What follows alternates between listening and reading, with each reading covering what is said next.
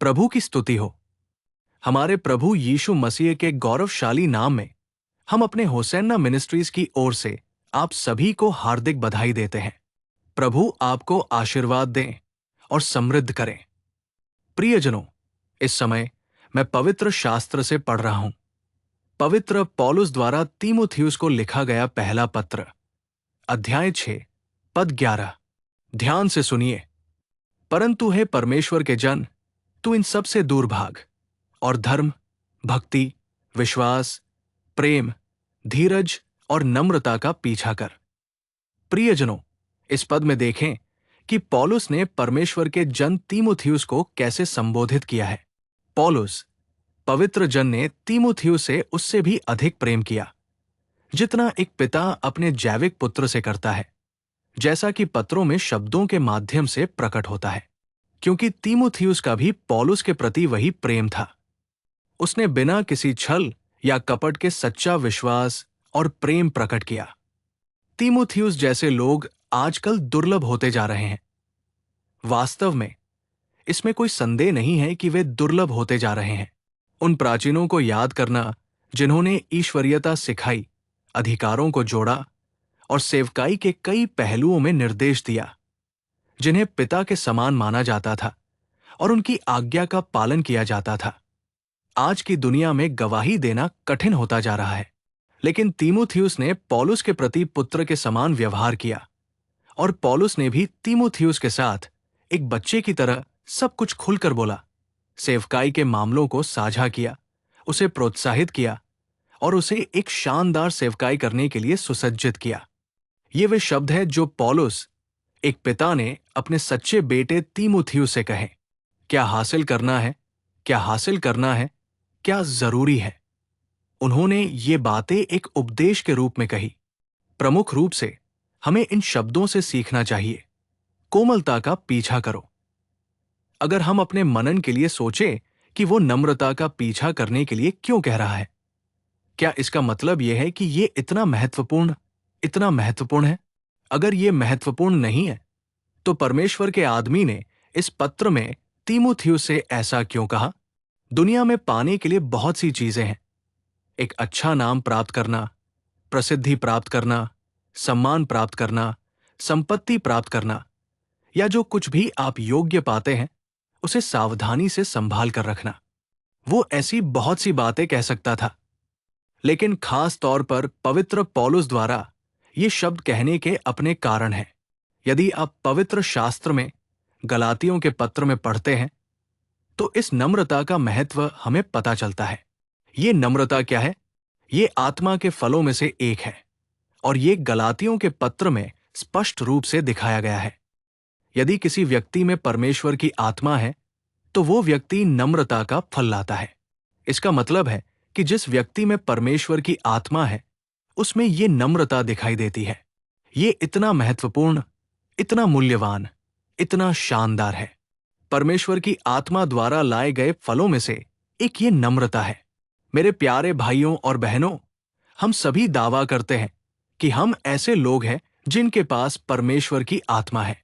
हम दावा करते हैं कि हम ईसाई हैं। हम घोषणा करते हैं कि हम प्रभु को जानते हैं। हम बाइबल पढ़ रहे हैं, गीत गा रहे हैं, प्रार्थना कर रहे हैं और भक्ति के आनंद में डूबे हुए हैं। लेकिन नम्रता का ये गुण जो परमेश्वर की आत्मा वाले व्यक्ति में देखा जाना चाहिए, यदि वह नम्रता किसी में दिखाई नहीं देती है, तो हम आसानी से पहचान सकते हैं कि वो आत्मा के फल देने वाला व्यक्ति नहीं है। यदि कोई व्यक्ति घृणा, ईर्ष्या, आलोचना के साथ कार्य करता है और जानबूझकर किसी भी तरह से दूसरों को चोट पहुंचाता है, उन्हें अपमानित करता है, उन्हें सड़क पर घसीटता है, उस व्यक्ति के प्रति अपना ईर्ष्यालु स्वभाव प्रदर्शित करता है।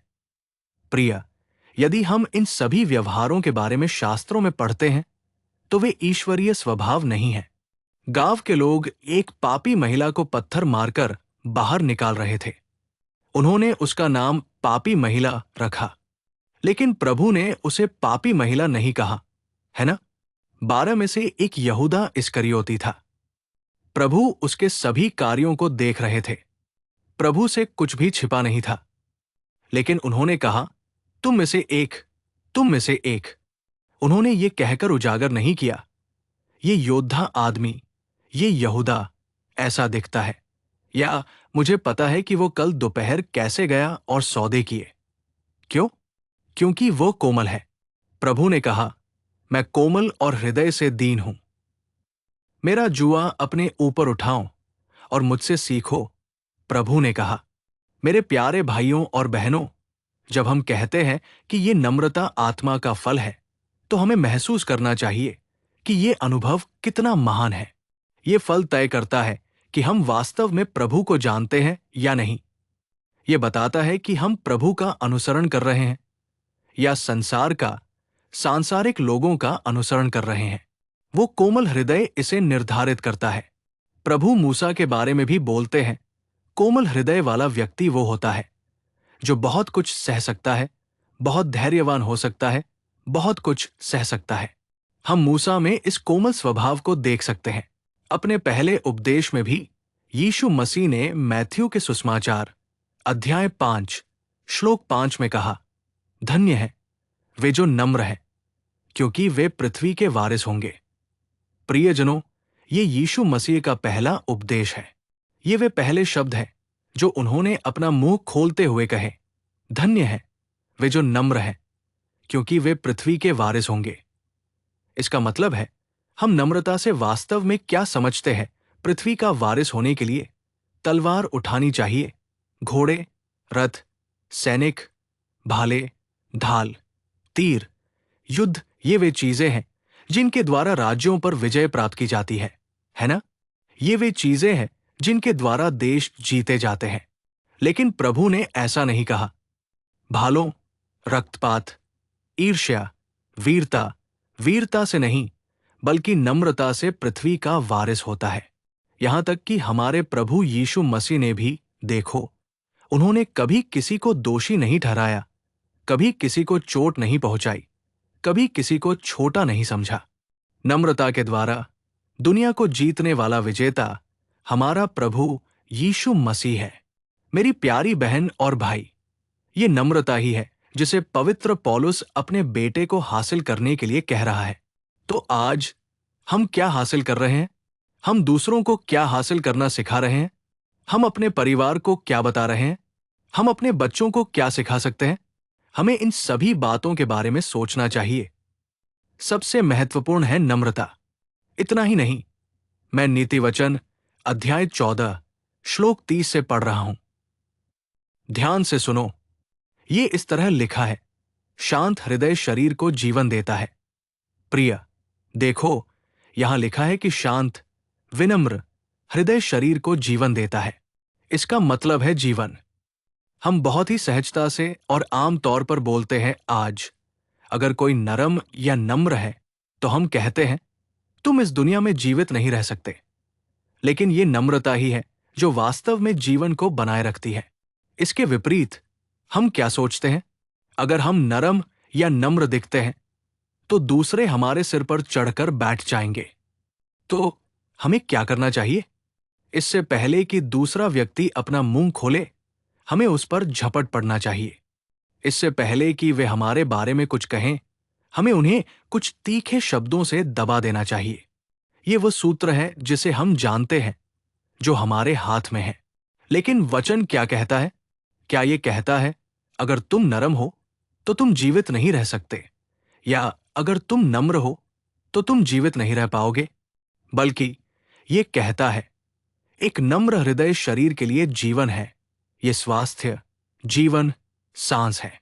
मेरे प्यारे भाइयों और बहनों, बहुत से लोग शांत, धीमे, शांतिपूर्ण जीवन में पाई जाने वाली सुंदरता को नहीं जानते हैं। आज भी भक्ति के मुखौटे के नीचे, धर्मपरायणता की आड़ में, हम लोगों को जंगली होते हुए देखते हैं।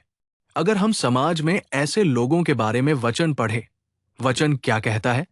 तुम्हारा नाम तो है कि तुम जीवित हो, लेकिन तुम मरे हुए हो। तुम में कोई जीवन नहीं है, ये कहता है, क्योंकि पाप, ईर्ष्या, घृणा, प्रतिशोध, लालच, हृदय में जलन, अपने अधर्म के अनुसार जीना और कहना, मैं जीवित हूं। लेकिन वचन कहता है कि तुम मृत अवस्था में हो। हमें बड़े पाप करने की आवश्यकता नहीं है। हमें ज्ञात पाप करने और पापी के रूप में लेबल किए जाने की आवश्यकता नहीं है। हमें कोई बड़ा काम करने की आवश्यकता नहीं है। अपने अधर्म और अपराधों के कारण हम मृत के समान हो जाते हैं। जब हमारे पास ये नम्र हृदय नहीं होता तो हमारा जीवन मृत्यु के समान हो जाता है। इसलिए जब हमारे पास ये नम्र हृदय होता है तो हम ही वास्तव में जीवित होते हैं। हम ही वास्तव में जीवित हैं। तब हम उसकी स्तुति कर सकते हैं, तब हम उसकी आराधना कर सकते हैं, तब हम उसकी महिमा कर सकते हैं। क्योंकि वचन कहता है, जीवित जीवित लोग वे तेरी स्तुति करेंगे। स्तुति मृतकों की भूमि से नहीं आती। मेरे प्यारे भाइयों और बहनों, ये कितना गहरा अर्थपूर्ण अनुभव है। हम परमेश्वर के मंदिर में जा सकते हैं, हम सभी कार्यक्रम कर सकते हैं, हम ईसाई दुनिया में ऊंचे स्थान पर खड़े हो सकते हैं। लेकिन अगर हम जांच करें कि हमारे पास ये नम्र हृदय है या नहीं, तो बहुत कुछ सीखना है। हमें पश्चाताप करना पड़ सकता है। ये नम्र हृदय, वचन स्पष्ट रूप से कहता है, शरीर के लिए जीवन है। मुझे एक और श्लोक पढ़ने दें, नीति वचन अध्याय 15 श्लोक 4 से। ध्यान से सुनो। ये कहता है, कोमल जीभ जीवन का वृक्ष है। प्रिय, ये श्लोक देखें। कोमल जीभ का अर्थ है कि नम्र व्यक्ति के शब्दों को जीवन का वृक्ष कहा जाता है। ये कितना शानदार और महान कथन है। इसके बारे में सोचिए। जीवन का वृक्ष, इसका क्या मतलब है? एक वृक्ष फल देता है। विनम्र व्यक्ति के शब्द जीवन के वृक्ष की तरह है जो बहुतों को फल देता है। इसका मतलब है वो जीवित है और उसके शब्द बहुतों को जीवन देते हैं। मैं आपसे सिर्फ एक सवाल पूछ रहा हूं, क्या हमारे शब्द दूसरों को मार रहे हैं या उन्हें जीवन दे रहे हैं? क्या हमारे शब्द लोगों को प्रभु से दूर कर रहे हैं या उन्हें करीब ला रहे हैं? क्या हमारे शब्द समाज में दूसरों को नीचा दिखा रहे हैं, उन्हें इतना छोटा और कुचला हुआ महसूस करा रहे हैं कि कल सुबह तक वे फिर से अपना सिर भी नहीं उठा पाएंगे? क्या हमारे शब्द उन्हें परेशान कर रहे हैं या क्या हमारे शब्द परिवारों को एक साथ बांध रहे हैं, जीवन को आशीर्वाद दे रहे हैं, कई लोगों को प्रोत्साहित कर रहे हैं, उन्हें जो खो दिया है उसे वापस पाने में मदद कर रहे हैं और उन्हें नए जीवन के लिए जागृत कर रहे हैं? इसके बारे में सोचें। जब कुछ लोग अपना मुंह खोलते हैं और बोलते हैं तो विश्वास रखने वाले भी हिम्मत खो देते हैं।